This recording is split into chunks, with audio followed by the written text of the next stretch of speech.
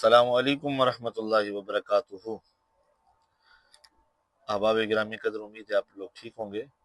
ये वो एरिया है जहाँ से गुजरते हुए ट्रेन बहुत आहिस्ता हो जाती है, और उसकी भी एक ख़ास रीज़न है। और ख़ास रीज़न ये है कि यहाँ पे कुछ दिन पहले, ये देखें, ये कुछ वर्कर अभी भी काम कर रहे हैं। यहाँ पे कुछ दिन पहले हादसा हुआ था, और रावलपिंडी इस्लामाबाद जाने वाली ट्रेन की कुछ बोगियां पटड़ी से उतर गई थी। ये टूटी हुई पटड़ी के, ये आप ये देखें, ये इसे यहाँ पड़े, तो यहाँ से हम गुजर रहे हैं। रेल कार लाहौर से रावलपिंडी की तरफ रवा दवा है, और बुकिंग ना करवा सके,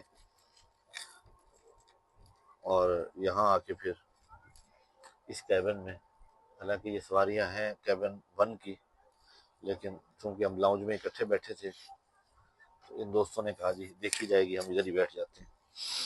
ये गुजरांवाला के लिए आज़िम सफ़र है, और मैं हस्बे मामूल अपने इदारे चौंतरा शरीफ के लिए लाहौर से वापसी का सफ़र इस बार ट्रेन पे हुआ। ये कि आने के लिए जब इरादा किया तो मौसम भी कुछ अजीब सा था, और था बिल्कुल अकेला। तो झेलम रेलवे स्टेशन पे रेस्ट हाउस में गाड़ी को पार्क किया, और वहां से लाहौर के लिए टिकट लेकर जाफर एक्सप्रेस के जरिए लाहौर आए।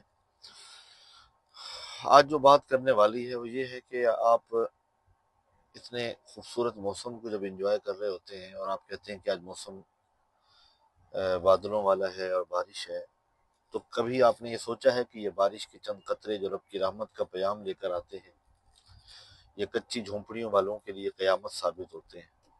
उन गरीब घरों के बासी जिनकी छतें कच्ची हैं, एक एक कतरा, एक एक बूंद जब जमीन पे पड़ती है, तो उनके दिल की धड़कनें अथल पथल होती हैं, और वो हर लम्हा ये दुआ कर रहे होते हैं कि या रब, ये बारिश कहीं तेज न बरसे, कच्चे हमारे मकान हैं।